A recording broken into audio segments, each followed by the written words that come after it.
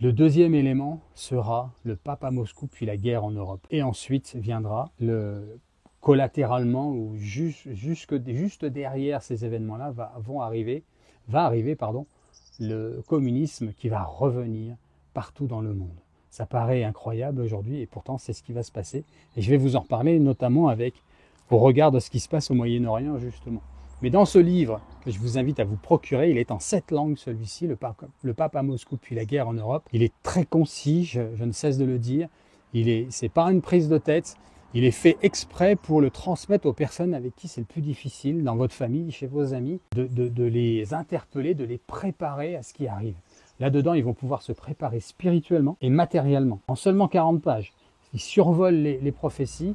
Le titre est très accrocheur, très frappant, très interloquant. Il est même, presque inquiétant, en fait. Il est pour le fait, puisque on parle de la guerre en Europe et que c'est quelque chose qui doit interpeller et qui aujourd'hui est beaucoup plus aisé à entendre que ça ne l'était il y a 10 ans en arrière, puisque moi j'ai vécu ça et il y a 10 ans en arrière on me riait au nez, alors qu'aujourd'hui on m'appelle dans ma famille en me disant « mais comment tu savais pour la guerre en Ukraine?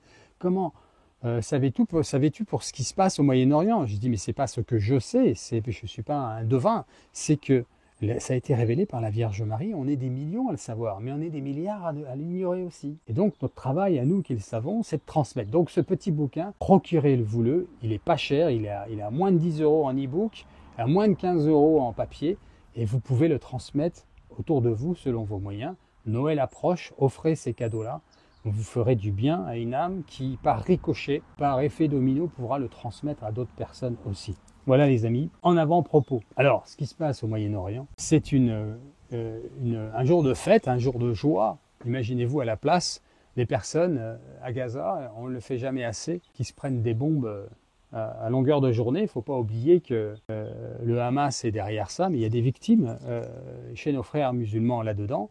Il y a même des chrétiens, peu de gens le savent, puisqu'on n'en parle jamais évidemment. Les catholiques, on s'en fout. Je dis ça sans ironie, mais c'est la vérité. Mais vous avez des catholiques aussi à Gaza. Hein, on célèbre la messe à la bougie, sous les bombes. Mais c'est évidemment pas la majorité, mais ils existent. Donc pensons à eux et prions pour eux. Puisqu'ils souffrent le martyre pour nous, pour l'Église. Donc là, on se réjouit que les bombes arrêtent, la nourriture recircule.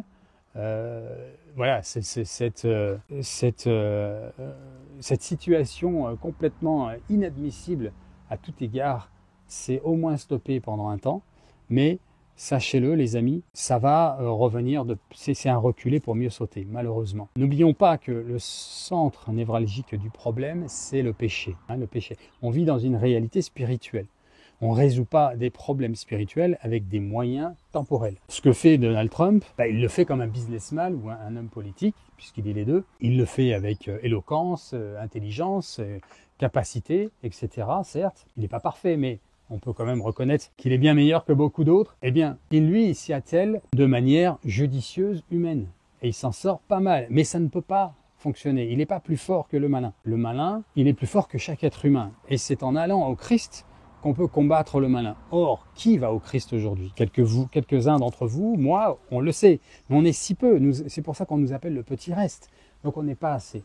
La Vierge Marie a bien prévenu l'humanité. L'Église n'a pas écouté, elle est pourtant bien au courant. On n'a pas mis en place les garde-fous, les protections nécessaires, ils n'ont pas eu le courage de le faire. Je pense surtout aux évêques et au magistère et au pape, qui n'ont pas eu le courage de faire leur boulot de chef. Un chef, c'est fait pour cheffer, hein, on sait dire cela en France, et ça n'a pas été mis en place, mais cheffer en Christ, avec le Christ, pour le Christ, c'est-à-dire pour le salut. Donc je reviens toujours là-dessus, il n'y a pas eu assez de vérité dite derrière les pupitres, en rappelant à l'humanité qu'elle est aimée à la folie de la croix, que la miséricorde est insondable, elle est inépuisable, mais que ça a comme condition, la condition pour accéder à cette miséricorde, c'est le repentir.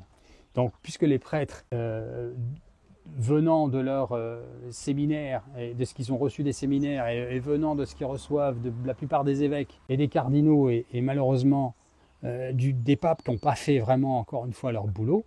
Ils ont fait des belles choses aussi, mais je suis désolé, la base, c'est le salut des âmes. Et le salut des âmes, ça vient avec la vérité, l'humilité dans la vérité. Et donc là, ça n'a pas été fait.